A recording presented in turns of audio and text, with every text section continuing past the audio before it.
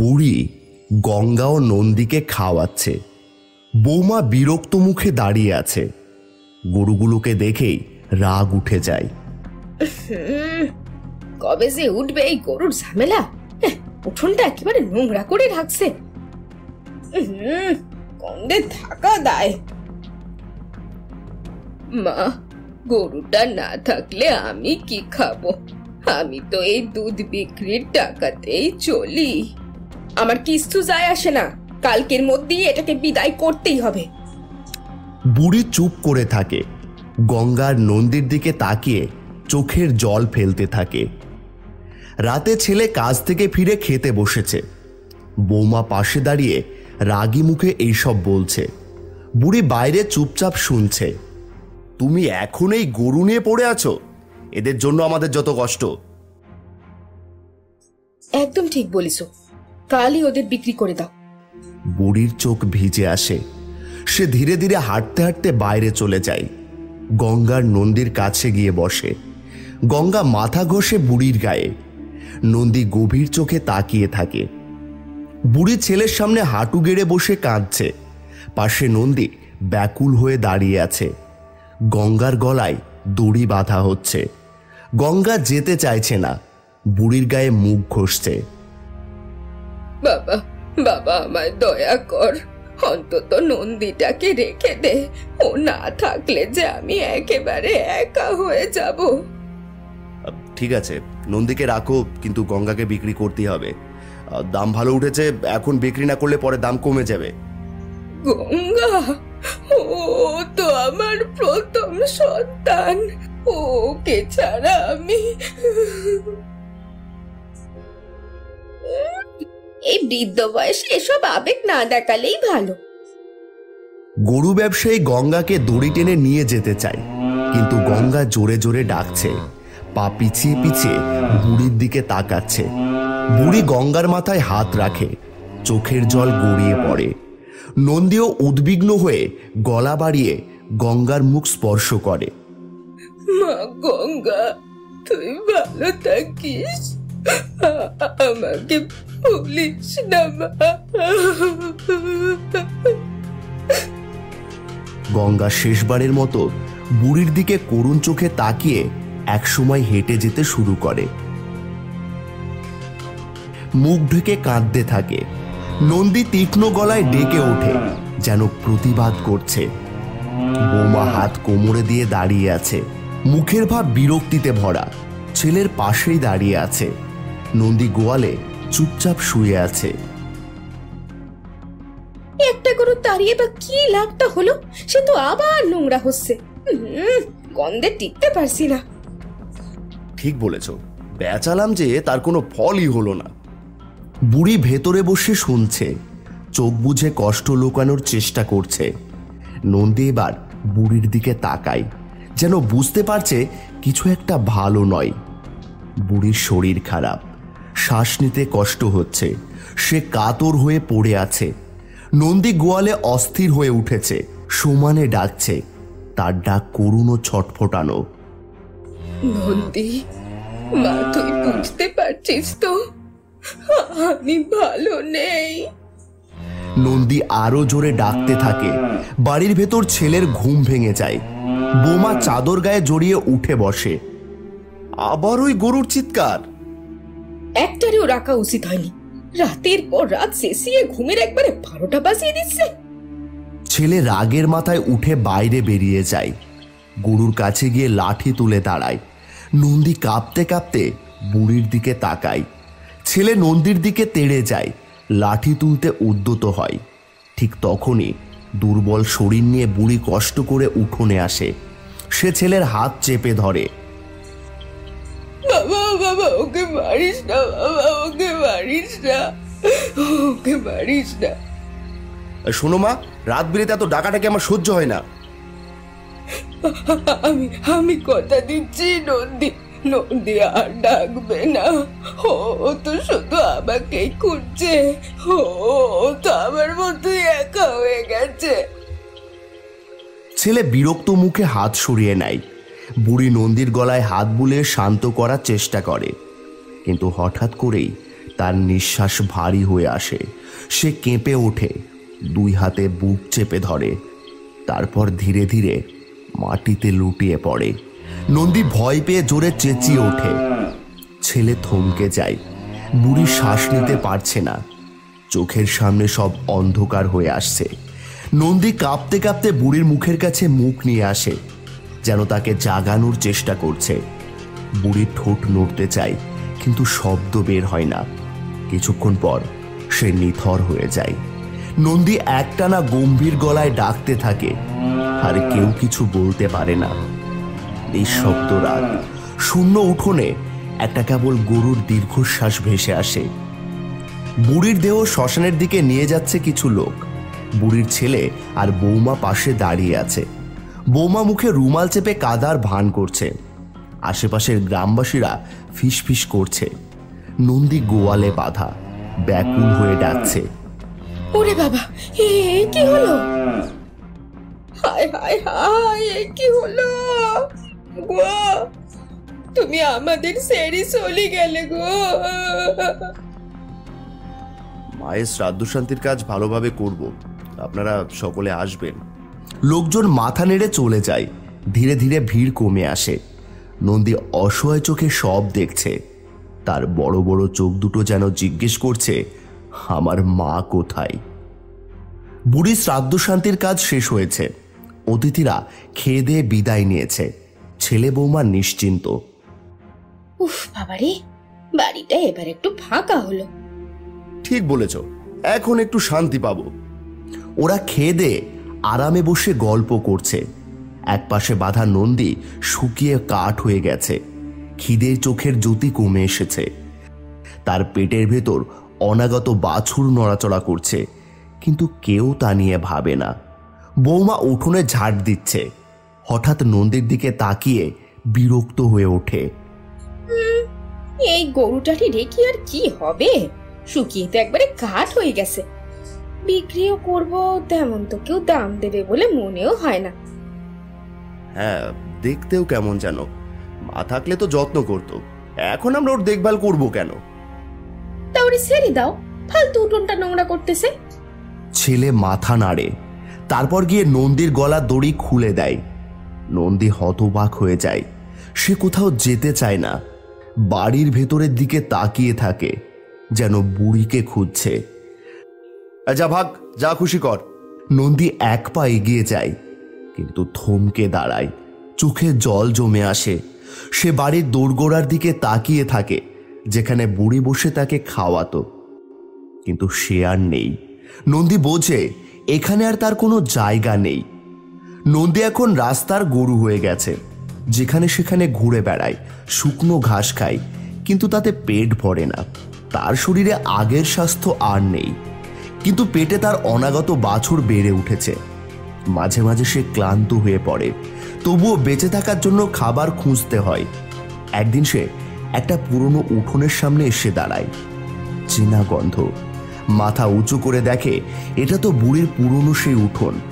সে সামনে গিয়ে দাঁড়ায়, চোখ বন্ধ করে মনে মনে অনুভব করে বুড়ির হাতের স্পর্শ, বুড়ির কণ্ঠস্বর। তার চোখ বেয়ে জল গড়িয়ে পড়ে। সে বোবা গলায় ডাকে, কিন্তু কেউ জবাব দেয় না। বুড়ি আর নেই। সে বোঝে এখন আর কেউ তাকে খেতে দেবে না, তার যত্ন নেবে না। সে ধীরে ধীরে মাথা নিচু করে হাঁটতে থাকে। তার গর্ভের বাছুর যেন কেঁদে ওঠে। নন্দী দুর্বল হয়ে পড়েছে। পেটে খাবার নেই, শরীরে শক্তি নেই, কিন্তু প্রসব যন্ত্রণা শুরু হয়েছে। চারপাশ শুনশান, শুধু হালকা বাতাস আর দূর থেকে শেয়ালের ডাক শোনা যায়। নন্দী ধীরে ধীরে কাতরাতে থাকে। সে উঠে দাঁড়াতে চায়, পারে না। ব্যথায় মাটিতে লুটিয়ে পড়ে। একটু পর ছোট্ট একটা বাছুর জন্মায়, কিন্তু নন্দী আর নড়ে না। তার নিঃশ্বাস বন্ধ হয়ে যায়। বাছুরটা ছোট্ট ছোট্ট চোখে তাকিয়ে থাকে। এদিক থেকে বুড়ির আত্মা সব দেখছে, কিন্তু কিচ্ছু করতে পারছে না। অসহায়ভাবে সে হাত বাড়ায়, কিন্তু বাতাস ফুঁসে ওঠে। তার স্পর্শ নন্দী পর্যন্ত পৌঁছয় না। নন্দী, নন্দী, আমার মা। আকাশে মেঘ জমতে শুরু করলো। দূরে বজ্রপাত। বুড়ির মন জ্বলে উঠল প্রতিশোধের আগুনে। বুড়ির আত্মা হাঁটু গেড়ে বসে পড়ে, চুল এলোমেলো, দৃষ্টি উন্মাদ। চারপাশ নিস্তব্ধ, শুধু বাতাসের শব্দ আর দূরে শিয়ালের ডাক। বুড়ি 2 হাত তুলে মা কালীর ডাক দেয়। ওগো মা, মা কালী, তুমি তো সকলের মা। আমার নন্দী না খেতে পেয়ে মরল, আমার গঙ্গা এত কষ্ট পাচ্ছে কেন? কেন মা, কেন এত অন্যায়, কেন? চারপাশে কালো ধোঁয়া ঘনীভূত হতে থাকে। ধোঁয়ার মাঝখানে লাল আগুন রঙের 2 চোখ জ্বলে ওঠে। বজ্রপাত, আকাশ বিদীর্ণ করে মা কালী আবির্ভূত হলেন। ন্যায় চাইছো? হ্যাঁ মা, আমার ছেলে আর বৌমা ওরা দোষী, ওদের শাস্তি চাই। আর নদীর বাচ্চাটাকে রক্ষা করো মা, রক্ষা করো। শাস্তি তারা পাবেই। চাঁদের আলো মন্দিরের সিঁড়ির উপর পড়েছে। রাত গভীর, চারপাশ নিস্তব্ধ। কালো শাড়ি পরা এক বৃদ্ধা ধীরে ধীরে মন্দিরের দিকে এগিয়ে আসছে। তার হাতে ছোট্ট এক বাছুর। চোখে মুখে করুণা, ভালোবাসার কিছুটা কঠোরতা। তিনি আর কেউ নন, মা কালী নিজে, ছদ্মবেশে। বাছুরটি ক্ষীণ স্বরে ডাকছে, যেন তার মা কোথায় গেছে তা খুঁজছে। বৃদ্ধা ধীরে ধীরে মন্দিরের সিঁড়িতে এসে দাঁড়ায়। মন্দিরের ভেতর ঘুমোচ্ছে পুরোহিত। বৃদ্ধা নিচু স্বরে কথা বলে, যেন বাতাসের সঙ্গে কথা বলছে। শান্ত হও, এখানে তোর আশ্রয় মিলবে। এখানে যে তোর মহৎ কর্ম আছে। বাছুরটি মায়ের স্পর্শ খুঁজে অসহায়ভাবে বৃদ্ধার শরীরে মাথা ঘষে। বৃদ্ধা তার মাথায় হাত বুলিয়ে দেয়, তারপর আকাশের দিকে তাকায়। তোর মা চলে গেছে অন্য জগতে, কিন্তু আমি তোর জন্যে আছি।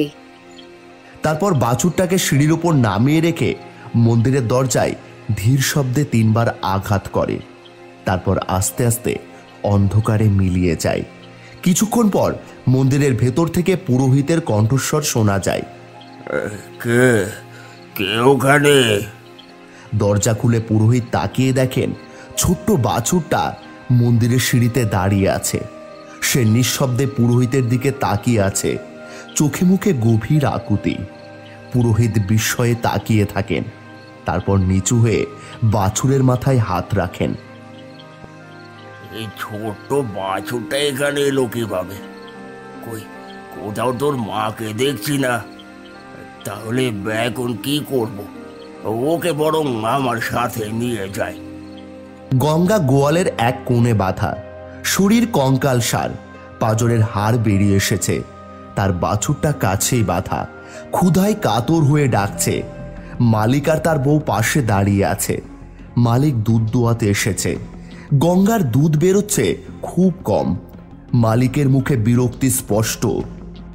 এই গরুটা তো একদম শুকিয়ে গেল, এত খেতে দিয়ে লাভ কি? দুধই তো বের হয় না। কি বলেছিলাম? ওই বুড়ির গরু এনেই ঝামেলা শুরু হয়েছে। ওরে চাপ কাউ গিয়ে, বেশি খেতে দিয়েই নষ্ট করেছো। মালিক লাঠি নিয়ে গঙ্গার গায়ে আঘাত করে। গঙ্গা ব্যথায় কেঁপে ওঠে, তবুও শান্ত থাকে। পাশে তার বাছুর মাকে ডাকছে। বুড়িমা, বুড়িমা, আমায় বাঁচাও, আমায় বাঁচাও বুড়িমা। দুধ বেরোয় না আর বাছুরকে খেতে দেবে? ওইটাকে আলাদা করে বাঁধো। সে তো খাবে দুধ, তাহলে আমরা খাবোটা কি? মালিক বাছুরটাকে টেনে দূরে নিয়ে যায়। গঙ্গা মাথা বাঁকিয়ে তাকিয়ে থাকে, চোখ দিয়ে জল পড়ে। বাছুর মামা বলে ডাকতে থাকে। গঙ্গা অসহায়ভাবে ডাকে, কিন্তু কেউ কথা শোনে না। বুড়িমা, কোথায় তুমি? আমায় ফিরিয়ে নাও বুড়িমা, আমায় ফিরিয়ে নাও।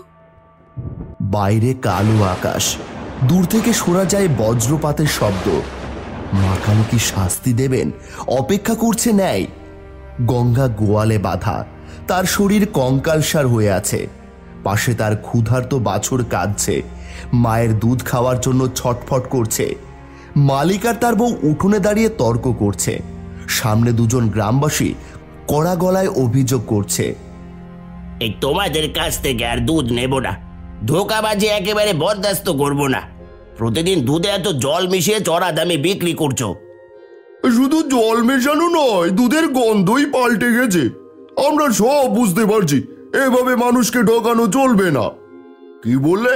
আমরা ঠকাই? এতদিন আমাদের দুধ খেয়ে এখন নাক ছিটকাচ্ছ? চুপ করো তো, চুপ করো। আমাদের ব্যবসা আমরা যেমন পারি তেমন করব। তোমাদের দরকার নেই আমাদের শেখানোর। যাও যাও, যার থেকে খুশি দুধ কিনো গিয়ে যাও। গ্রামবাসীরা মাথা নাড়িয়ে রাগে ফুঁসতে ফুঁসতে চলে যায়। মালিক আর তার বউ ক্রোধে ফেটে পড়ে, আর সেই রাগ গিয়ে পড়ে নিরীহ গঙ্গার ওপর। এই তোর জন্য এইসব হচ্ছে। তোরে এতদিন খাইয়ে এত দুধ পেলাম কি, খালি ঝামেলা বাড়িয়ে দিলি। সে গঙ্গার গায়ে লাঠির জোরে বাড়ি মারে। গঙ্গা কেঁপে উঠে, ব্যথায় আর্তনাদ করে ওঠে। বাছুরটি ভয়ে গঙ্গার কাছে আসতে চায়। ওদের মা বাচ্চাকে এত বড় করলাম, এখন আমাদেরই ক্ষতি করছিস। খেতে দিচ্ছি না, তাতে কি? মরলে মর, আমাদের কিচ্ছু যায় আসে না। মালিকের বউ গঙ্গাকে বেধড়ক মারতে থাকে। গঙ্গা কাতর স্বরে ডাকে, কিন্তু কেউ শুনতে পায় না। বাছুরটি কাঁদতে কাঁদতে মাটিতে শুয়ে পড়ে। শেষে রক্তাক্ত গঙ্গা নিস্তেজ হয়ে যায়। মালিক আর তার বউ গঙ্গাকে আধমরা অবস্থায় ফেলে রেখে ঘরে চলে যায়। গভীর রাত, নিঃসঙ্গ দুর্বল গঙ্গা ধীরে ধীরে নিস্তেজ হয়ে পড়ে, আর এক সময় প্রাণ ত্যাগ করে। গঙ্গার মৃত্যুর মুহূর্তে বাতাস ভারী হয়ে ওঠে। হঠাৎ করেই শুরু হয় ঝড়। বুড়ির আত্মা, যে এতদিন নীরবে কষ্ট সহ্য করছিল, সেবার মা কালীর ডাক শুনতে পায়। শ্মশানের আগুনের শিখার পাশে দাঁড়িয়ে মা কালী, আগুনের আলোয় তার চোখ জ্বলজ্বল করছে। প্রতিশোধের সময় এসে গেছে। এই অন্যায় সহ্য করার জন্য তোকে আর আটকে রাখবো না। আমি চাই আমার ছেলে আর বউ শাস্তি পাক। আমি চাই তারা বুঝুক অন্যায়ের ফল কতটা ভয়ঙ্কর হয়। শুধু তুই নয়, তোর সঙ্গে যাবে নন্দী আর গঙ্গার আত্মাও। ফিরে আসবে, আর এরা সবাই তাদের প্রাপ্য শাস্তি দেবে। আকাশে বজ্রপাত হয়, আর বুড়ির আত্মা ধীরে ধীরে মাটিতে নেমে আসে। তার মুখে এক আশ্চর্য দৃঢ়তা। অপরদিকে মা কালী আবার ছদ্মবেশ ধরে, এবং সেই রাতেই গঙ্গার অনাথ বাছুরটিকে নিয়ে চলে যায় মন্দিরের পথে। গঙ্গার বাচ্চাদের সাহায্য করতে মা কালী আবার আবির্ভূত হয়। আগের রাতের মতোই কালো শাড়ি পরা এক বৃদ্ধা মন্দিরের সামনে এসে দাঁড়ায়। এবার তার হাতে গঙ্গার বাছুর। ক্ষুধার্ত বাছুরটি কাতর স্বরে ডাকছে, যেন মায়ের জন্য হাহাকার করছে। বৃদ্ধা মা কালী এক দৃষ্টিতে বাছুরটির দিকে তাকিয়ে থাকে, তারপর এক গভীর শ্বাস ফেলে। তিনি বাছুরটিকে সিঁড়ির উপর নামিয়ে রেখে দরজায় 3 বার আঘাত করেন, তারপর আবার অন্ধকারের দিকে ধীরে ধীরে মিলিয়ে যান। ভেতর থেকে পুরোহিত দরজা খুলে তাকিয়ে দেখেন ছোট্ট বাছুরটা নিঃসঙ্গভাবে দাঁড়িয়ে আছে। পুরোহিত এক মুহূর্ত হতবাক হয়ে দাঁড়িয়ে থাকেন, তারপর নিচু হয়ে বাছুরের মাথায় হাত রাখেন। এ কি, আরো একটা বাছুর! কিন্তু এবার কিভাবে আমি দুজনের দেখভাল করব? আমার তো অত সামর্থ্য নেই। তিনি একটু চিন্তায় পড়েন, কিন্তু পরক্ষণেই নিজের সন্দেহ দূর করে হাসেন। না, যাকে মা কালী পাঠিয়েছেন তার ব্যবস্থা স্বয়ং মাই করবেন। তিনি বাছুরটিকে কোলে তুলে নিয়ে মন্দিরের ভিতর ঢুকে যান, যেখানে নন্দীর বাছুর আগেই অপেক্ষা করছিল। 2 বাছুর একসঙ্গে মিলিত হয়, যেন তারা দুজনেই একে অপরের কষ্ট বুঝতে পারে। আর এভাবেই তারা নতুন আশ্রয় খুঁজে পায় নিরাপত্তার ভালোবাসার ছায়ায়। গভীর রাত, দরজায় বিকট শব্দ। ঘুম ভেঙে যায় ছেলের বউ ভয়ে উঠে বসে। ওগো, বাইরে কেউ যেন একটা আসে। কে হবে? রাতের বাতাসে কিছু পড়ে গেছে হয়তো। আরো জোরে ধাক্কা। দরজাটা কেঁপে ওঠে, যেন কেউ দানবের মতো আছাড় মারছে। হঠাৎই দরজা নিচ থেকে খুলে যায়। ঠান্ডা বাতাসের ধোঁয়ার কুণ্ডলী, ধোঁয়ার ভেতর থেকে ধীরে ধীরে ফুটে ওঠে এক ভয়ঙ্কর ছায়া। আমাকে চিনতে পারছিস? ছেলে আতঙ্কে বিছানা থেকে উঠে দাঁড়ায়, মুখ শুকনো, গলা দিয়ে স্বর বেরোচ্ছে না। ছেলের বউ ভয়ে কাঁপছে। হঠাৎই ঘরের কোনায় বিকট গর্জন। নন্দী আর গঙ্গার আত্মা বেরিয়ে আসছে। চোখ দুটো আগুনের মতো জ্বলছে, লাল ফেনায়িত মুখ, শক্ত খুর দিয়ে মাটি খুঁড়ছে। মা, মা, আমাদের মাফ করে দাও মা। বাচ্চা, মাফ তোরা করেছিলি? মনে আছে? তোদের জন্যই তো গঙ্গা আর নন্দীকে মরতে হয়েছে। নন্দী শিং উঁচিয়ে ছেলের দিকে ধেয়ে আসে। ছেলের বউ আতঙ্কে আর্তনাদ করে। ছেলেটা পেছনে হোঁচট খেয়ে পড়ে যায়। গঙ্গা গর্জন করে শিং চালিয়ে দেয় ছেলের বউয়ের পেটে। ছেলের বউ একটা বিকট চিৎকার করে নিস্তেজ হয়ে পড়ে। ছেলেটা অন্ধকারের মধ্যে হাতড়ে পালানোর চেষ্টা করে, কিন্তু নন্দী এবার তাকে শিং দিয়ে আঘাত করে। চারপাশে ছড়িয়ে পড়ে চিৎকার আর রক্তের গন্ধ। মালিক আর তার বউ দুধের হিসেব করছে। হঠাৎ বাতাস থমকে যায়। চারপাশে নিস্তব্ধতা ভারী হয়ে ওঠে। দূর থেকে শোনা যায় গরুর গম্ভীর গর্জন। মালিকের চোয়াল শক্ত হয়ে যায়। এই অদ্ভুত আওয়াজটা কিসে? জানি না, তবে কেমন একটা অস্বস্তি লাগছে। এক ধাক্কায় দরজাটা খুলে যায়। সামনের উঠোনে দাঁড়িয়ে আছে গঙ্গা, কিন্তু আর শান্ত নিরীহ নয়। রক্তলাল চোখ, ফেনায়িত মুখ, বিশাল শিং নাক দিয়ে ধোঁয়া বেরোচ্ছে। হঠাৎ গঙ্গার গর্জনে পুরো উঠোন কেঁপে ওঠে। মালিকার বউ আতঙ্কে জমে যায়। এটা কিভাবে সম্ভব? ও তো মরে গেছে। গঙ্গার নন্দী ধীরে ধীরে এগিয়ে আসে। মালিক ছুটতে গিয়ে পড়ে যায়। মালিকের বউ চিৎকার করছে। হঠাৎ বাতাসের মধ্যে বুড়ির কণ্ঠস্বর ভেসে আসে। তোরা শুধু গরুদের খুন করিসনি, তোরা পাপ করেছিস, তোদের শাস্তি হবেই। নন্দী লাফিয়ে উঠে মালিককে শিং দিয়ে আঘাত করে। মালিক ছিটকে গিয়ে পড়ে। মুখ দিয়ে রক্ত ঝরছে। মালিকের বউ পালাতে চেষ্টা করে, কিন্তু গঙ্গা শিং চালিয়ে দেয় তার পিঠে। সে আর্তনাদ করে মাটিতে পড়ে যায়। চারপাশে শুধু চিৎকার, রক্তের ছিটে, তারপর অন্ধকার। সকালবেলা গ্রামবাসীরা জড়ো হয়েছে। ভাগাড়ের পাশে পড়ে আছে 4টি রক্তাক্ত দেহ। ঠিক যেই ভাগাড়ে নন্দী আর গঙ্গাকে ফেলা হয়েছিল, সেখানেই পড়ে আছে 4 জন ছিন্ন ভিন্ন অবস্থায়। চোখ দুটো বিস্ফারিত, শরীরে শিঙের গভীর ক্ষত। গ্রামবাসীরা চুপচাপ দাঁড়িয়ে, কেউ কিছু বলতে পারছে না। কাল রাতেও তো ঠিক ছিল ওরা, কিভাবে?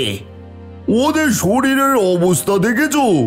মনে হচ্ছে গরু আক্রমণ করেছে। মন্দিরে ভক্তদের ভিড়, ঘণ্টা বাজছে, ধূপকাঠির গন্ধে বাতাস ভরে গেছে। পুরোহিতের সামনে দাঁড়িয়ে আছে 2টো সুগঠিত গরু, নন্দী আর গঙ্গার বাচ্চা। ওরা এখন শক্তিশালী, দীপ্তিময়। মন্দিরে আসা ভক্তরা ওদের আদর করছে, খাবার দিচ্ছে। এরা যেন স্বয়ং মহাদেব আর মহামায়ার বাহক।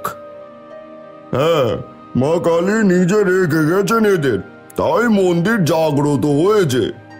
পুরোহিত হাত জোর করে ওদের সামনে মাথা নিচু করেন। গরুগুলো শান্ত দৃষ্টিতে তাকিয়ে থাকে, যেন সব বোঝে।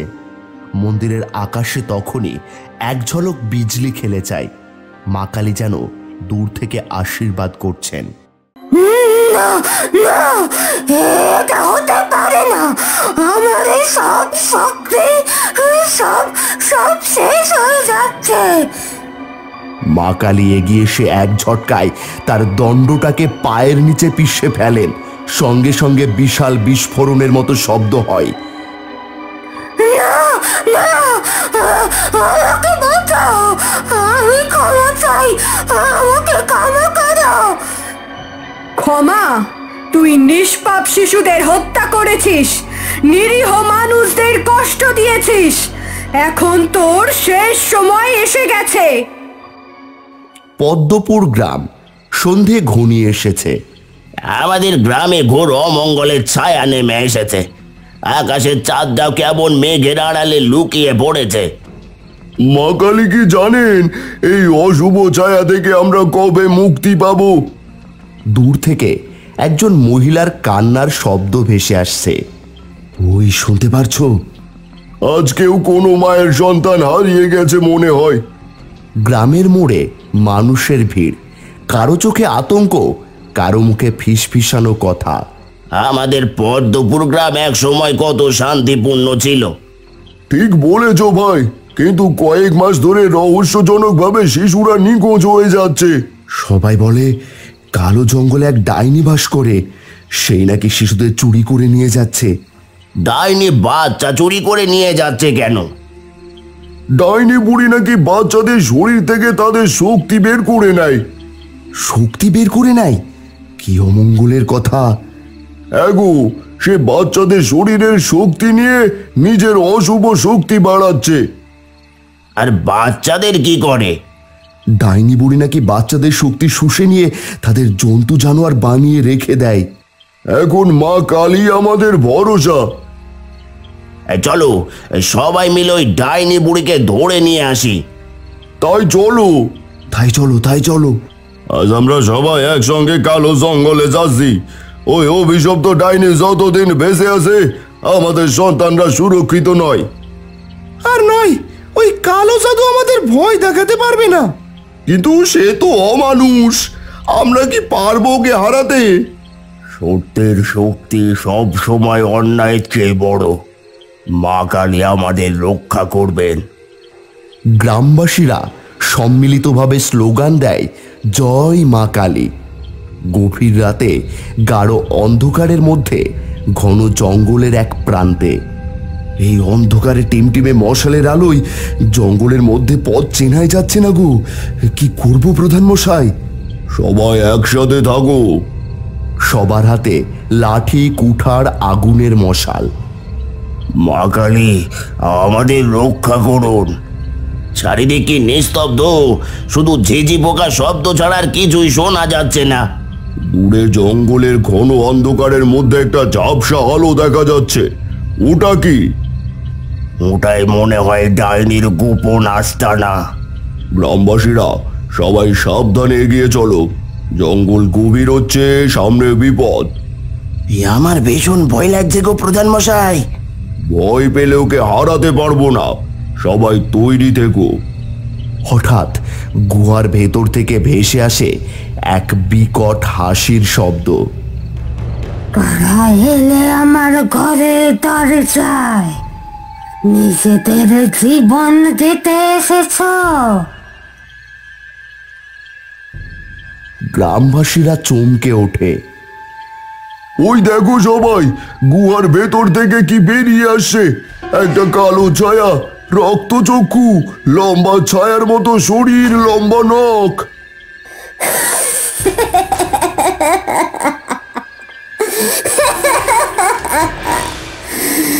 এতদিন পরে তোমরা তাহলে সাহস দেখালে? তবে এসো, দেখি কত শক্তি আছে তোমাদের। হঠাৎ রত্নমালা হাত উঁচু করতেই চারিদিক কালো ধোঁয়ায় ঢেকে যায়। বাতাসে বিকট গন্ধ, কেউ কিছু দেখতে পাচ্ছে না। সবাই সাবধানে। জয় মা কালী, জয় মা কালী। গ্রামবাসীরা তাদের অস্ত্র দিয়ে আঘাত করতে থাকে, কিন্তু কিছুই কাজে আসছে না। রত্নমালার ছায়া দ্রুত সরে যাচ্ছে, কেউ বুঝতে পারছে না কোথা থেকে আক্রমণ আসবে। মা কালী আমাদের রক্ষা করো। কিন্তু ডাইনি তার লম্বা হাত বাড়িয়ে এক ঝাপটা কালো ধোঁয়া ছুড়ে দেয়। সবাই একটা ভীষণ ধাক্কা খেয়ে মাটিতে পড়ে যায়। বোকা মানুষগুলো, আমার জাদুর কাছে তোমরা কিছুই না। এবার তোমরা আমার জাদুর শক্তি দেখো। ওরে বাবা, গাছপালা কেমন কাঁপতে শুরু করেছে। চারপাশে আগুন জ্বলছে যে। মাটিতে কি বিশাল ফাটল ধরে গেল। আমরা কেউ দাঁড়িয়ে থাকতে পারছি না। আমরা পারবো না, ও অনেক শক্তিশালী। মা কালীও কি আমাদের রক্ষা করবেন না? মা কালীকে ডাকতে হবে, তার বিশেষ পুজো না করলে আমরা জিততে পারবো না। ঠিক বলেছ পুরোহিত, আমাদের মা কালীর কৃপা চাই। গ্রামবাসীরা হতাশ হয়ে পিছিয়ে আসে। আমাদের হাল ছাড়লে হবে না, মা কালী সব সময় অন্যায়ের বিরুদ্ধে থাকে, আমাদেরও লড়তে হবে। গ্রামে সবাই হতাশ হয়ে ফিরে এসেছে। মন্দিরের সামনে সবাই জড়ো হয়েছে। অনেকের শরীর কেটে গেছে, কেউ ক্লান্ত হয়ে বসে পড়েছে। আমরা কি সত্যি হেরে গেলাম? ওই ডাইনি বুড়ি আমাদের কিছুতেই জিততে দেবে না, ওর কাছে ভয়ঙ্কর জাদু শক্তি আছে। কিন্তু লড়াই শেষ হয়নি, আমরা মা কালীর শক্তি ছাড়া ওকে হারাতে পারবো না। মা কালীর বিশেষ পুজো করতে হবে, তাকে আহ্বান করতে হবে, যাতে তিনি নিজে এসে রত্নমালাকে দণ্ড দেন। কিন্তু কিভাবে? কাল অমাবস্যা রাতে কালী পুজো করতে হবে। মা কালীর কাছে প্রাণ ভরে প্রার্থনা করলে তিনি আমাদের ডাইনির হাত থেকে রক্ষা করবেন।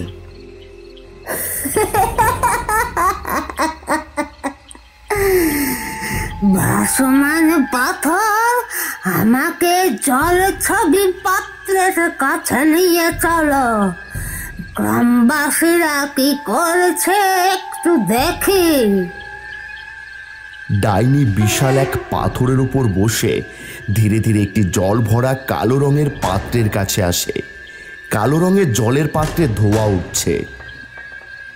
হে জাদু জলের পাত্র, তোমার জাদু ধোঁয়ায় আমাকে দেখাও।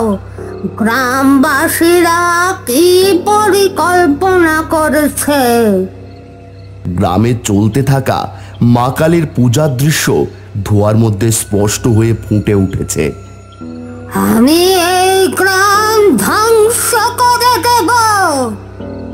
রত্নমালা রক্তচক্ষু ক্রোধে জ্বলছে, ঠোঁটে এক বিকট হাসি।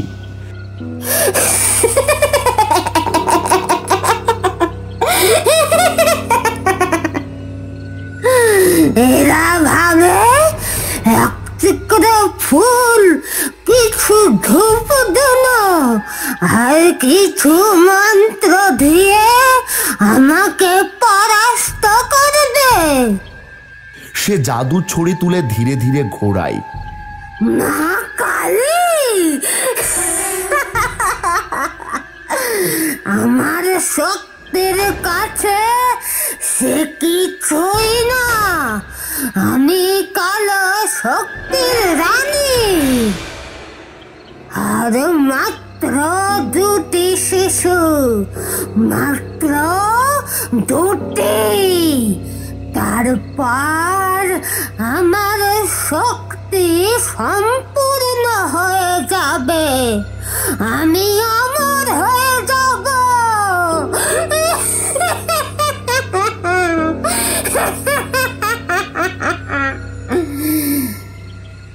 গ্রামে মা কালীর পুজোর আয়োজন চলছে।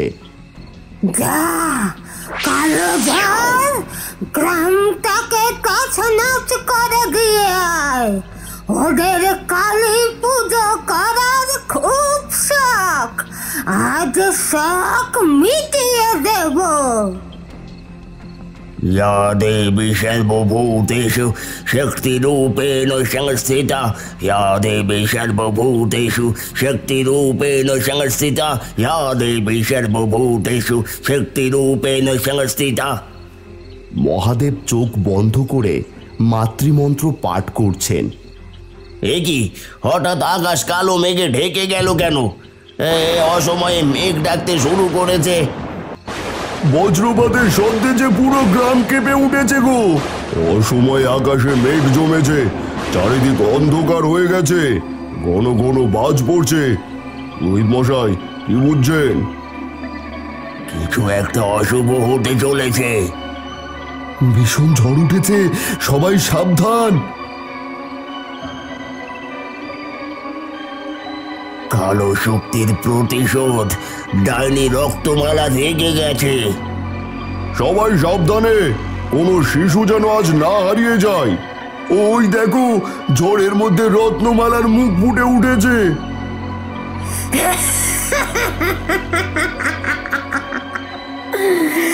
তোমাদের দেবী তোমাদের আজকে বাঁচাতে পারবে না। হে পূজা বৃথা। মা কালী কখনোই অন্যায়ের কাছে মাথা নত করেন না। তাহলে দেখো তোমাদের পূজার ফল কি হয়। এই ঝড়ে আমরা তো সবাই উড়ে যাব। আমার ধাক্কায় তো সবকটা প্রদীপই নিভে গেল। ভালো করে তাকিয়ে দেখো, একমাত্র কালী মূর্তির সামনে রাখা প্রধান প্রদীপের শিখাটি জ্বলছে। এই তোমাদের শক্তি, এই তোমাদের দেবীর ক্ষমতা। সে ধীরে ধীরে তার কঙ্কালের মতো আঙুল দিয়ে পাত্রের জলের ওপর হাত রাখে। জলের মধ্যে একের পর এক শিশুর মুখ ভেসে ওঠে। গ্রাম থেকে হারিয়ে যাওয়া এই আত্মী শিশু, এরা এখন গভীর ঘুমে আচ্ছন্ন। আর মাত্র দুটি শিশু, 2 কোটি প্রাণ পেলে আমি হব অমর। এই গ্রাম, এই পৃথিবী, সবাই আমার পায়ের নিচে থাকবে। ঝড় থেমে গেলে গ্রামবাসীরা আবার মা কালীর মূর্তির সামনে জড়ো হয়। মা কালী, তুমি আমাদের রক্ষা করো, আমাদের শক্তি দাও। আমরা মা কালীর পূজা থামাবো না। যতই ঝড় আসুক, যতই ভয় দেখাক, আমরা লড়াই করব। জয় মা কালী, জয় মা কালী। ওই দেখো তোমরা, প্রদীপগুলো একে একে জ্বলে উঠেছে। মন্দিরের আশেপাশে সোনালি আলো ছড়িয়ে পড়েছে। এসো এসো, আমরা মা কালীর পুজো শেষ করি। অসম্ভব। পুজো শেষ হলে কয়েকজন গ্রামবাসী নিজেদের ভিতর কথা বলছে। রত্নমালা রত্নমালা হঠাৎ ডাইনি হলো কিভাবে? এক সময় সে মা কালীর একনিষ্ঠ ভক্ত ছিল। পদ্মপুরের মন্দিরে সে দিনের পর দিন মা কালীর তপস্যা করত, কিন্তু ধৈর্য হারিয়ে ফেলল। সে চাইলো আরো শক্তি, আরো ক্ষমতা, আর সেই লোভের কারণেই সে কালো সাধনায় মেতে উঠল। তারপর থেকেই কালো জঙ্গল অভিশপ্ত হয়ে গেল। কেউ সেখানে গেলে আর ফিরে আসে না। মা কালী তো তাদের রক্ষা করেন যারা তার উপর বিশ্বাস রাখে, কিন্তু সবার আগে আমাদের ভয়কে জয় করতে হবে। আমরা আর ভয় পাই না। আমরা সবাই মিলে হারিয়ে যাওয়া শিশুদের খুঁজে আনবো। কালো জঙ্গল, সে তো বড় ভয়ানক জায়গা। মনে বিশ্বাস থাকলে মা কালী সত্যিই আমাদের রক্ষা করবেন। মা মা তুমি অনন্ত শক্তির অধিষ্ঠাত্রী, তুমি বিনাশিনী, তুমি করুণাময়ী। আমরা তোমার শরণাপন্ন, আমাদের রক্ষা করো মা।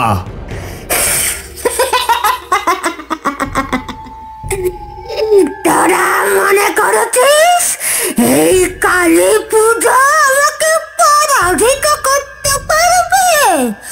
আমি শতাব্দীর পর শতাব্দী কালো সাধনা করেছি। মা কালী আমার সামনে কিছুই নাই। চারপাশে কি অন্ধকার! কুয়াশায় সব গাছপালা ঢেকে আছে, কিছুই তো দেখা যাচ্ছে না। আমি সকলের সামনে থাকবো এবং মা কালীর মন্ত্র বলতে থাকবো। কেউ ভয় পাবে না, সবাই একসাথে থাকবে। জয় মা কালী, জয় মা কালী। ওহ, কিছুই তো দেখা যাচ্ছে না, এ কেমন অন্ধকার। আমার মনে হচ্ছে আমরা ঘুরে ঘুরে একই জায়গায় ফিরে আসছি। না, এটা সাধারণ অন্ধকার নয়, এটা ভয়ানক কিছু। আমি কাউকে খুঁজে পাচ্ছি না। তোমরা সবাই কোথায়? এটা মায়া কুয়াশা, কেউ বিভ্রান্ত হবে না, সবাই একসাথে থাকো। বাতাসে এক অশরীরী হাসির শব্দ ভেসে আসে, যেন কেউ তাদের উপহাস করছে।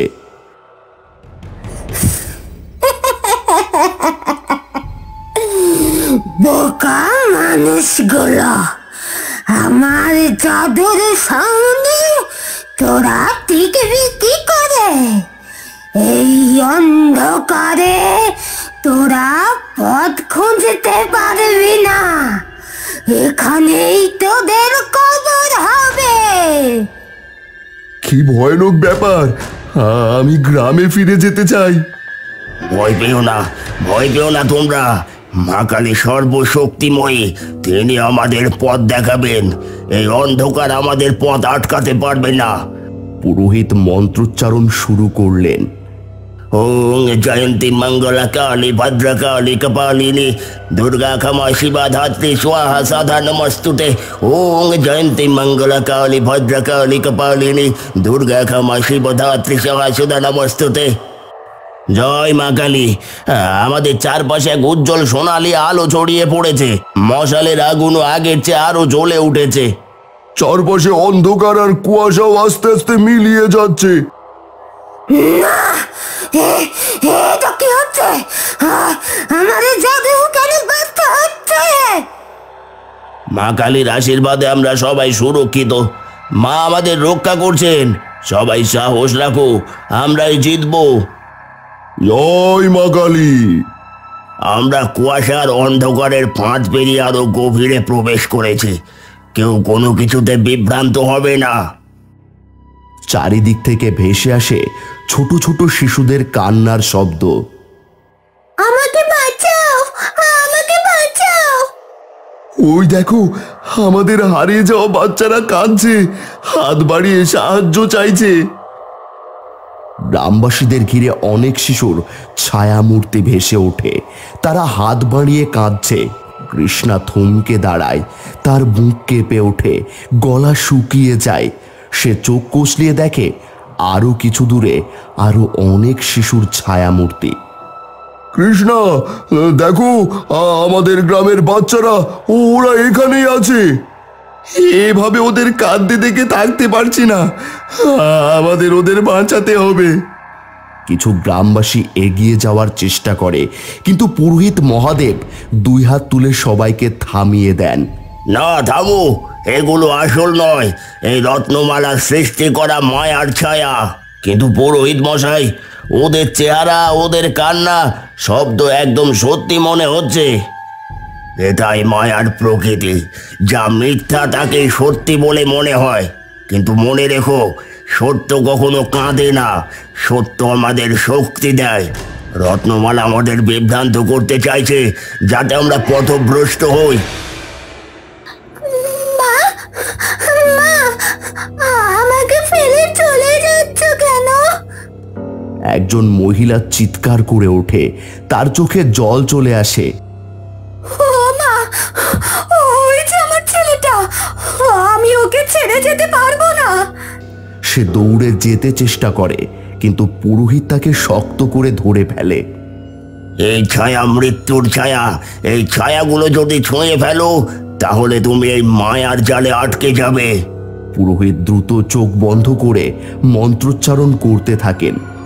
ওং রিং কালিকায় নমঃ, ওং রিং কালিকায় নমঃ, ওং রিং কালিকায় নমঃ। এ কি আশ্চর্য ঘটনা! শিশুদের ছায়া মূর্তিগুলো কোথায় মিলিয়ে গেল? আবার আমার জাদু ব্যর্থ হলো। মা কালীর কৃপায় আমরা বেঁচে গেছি। পুরোহিত মশাইয়ের কথা না শুনলে হয়তো আমরা ওই মায়ায় আটকে যেতাম। রত্নমালা বারবার আমাদের বিভ্রান্ত করছে, কিন্তু এবার তার আর কোনো পথ নেই। সামনে এগিয়ে যাও, আসল শিশুরা আমাদের অপেক্ষায় আছে। মা কালী আমাদের পথ দেখাবেন। জয় মা কালী। মা কালীর আশীর্বাদ আমাদের সঙ্গে আছে। ওই যে ডাইনির কুটির দেখা যাচ্ছে। সবাই একত্রিত হয়ে ডাইনির কুটিরের সামনে এগিয়ে আসে।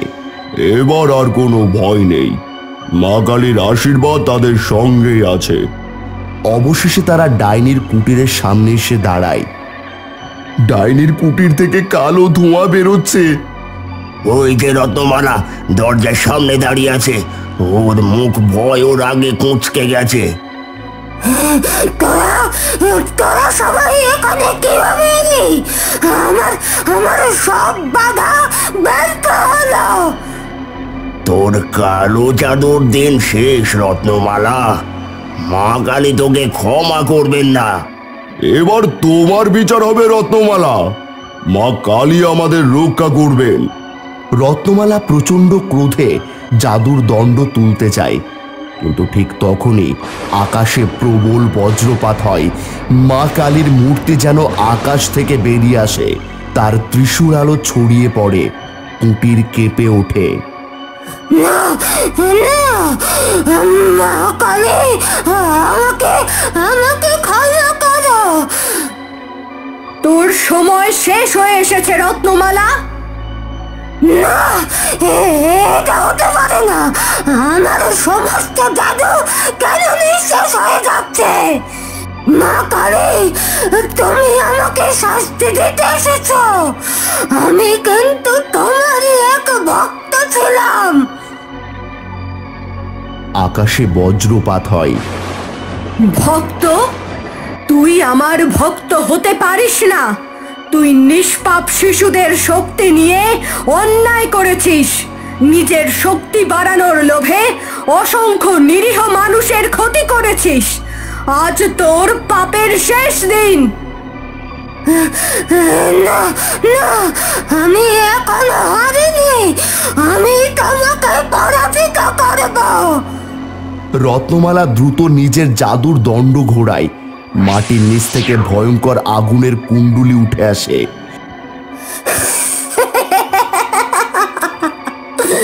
আমার এই সর্বশেষ মহাযজ্ঞের আগুন কোনো দেবী ঠেকাতে পারবে না। সে এক বিশাল আগুনের গোলা তৈরি করে মা কালীর দিকে ছুঁড়ে দেয়। মূর্খ, তুই কি সত্যি ভাবিস এই ক্ষুদ্র জাদু দিয়ে আমার শক্তিকে পরাজিত করতে পারবি? তিনি খড়গ দিয়ে এক আঘাতে সেই আগুনের গোলাকে দ্বিখণ্ডিত করে ফেলেন। আগুন চারিদিকে ছড়িয়ে পড়ে। এটা কিভাবে সম্ভব? এবার শেষ শক্তি দিয়ে নিজের সমস্ত কালো জাদু ব্যবহার করব। পুরোহিত এক নাগাড়ে মা কালীর মন্ত্র জপ করছেন। ওং ক্রিং ক্রিং ক্রিং রিং ক্রিং ক্রিং স্বাহা। ওং জয়ন্তী মঙ্গলা কালী ভদ্রকালী কপালিনী দুর্গা ক্ষমা শিবা ধাত্রী সুধা নমস্ততে।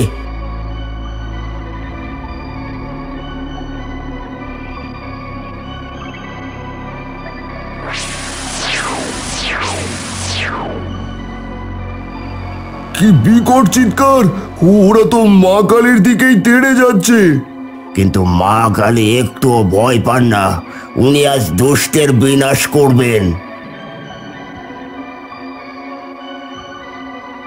অসুরেরা শোনো, আজ তোমাদের শেষ সময়। তিনি এক লহমায় জিহবা বের করে ভয়ঙ্কর রূপ ধারণ করেন। তার তৃতীয় নয়নে আগুন জ্বলে ওঠে। সঙ্গে সঙ্গে চারপাশ কাঁপতে থাকে। ছায়ামূর্তিগুলো বিকট চিৎকার করে, তারপর একে একে ধোঁয়ার মতো মিলিয়ে যায়।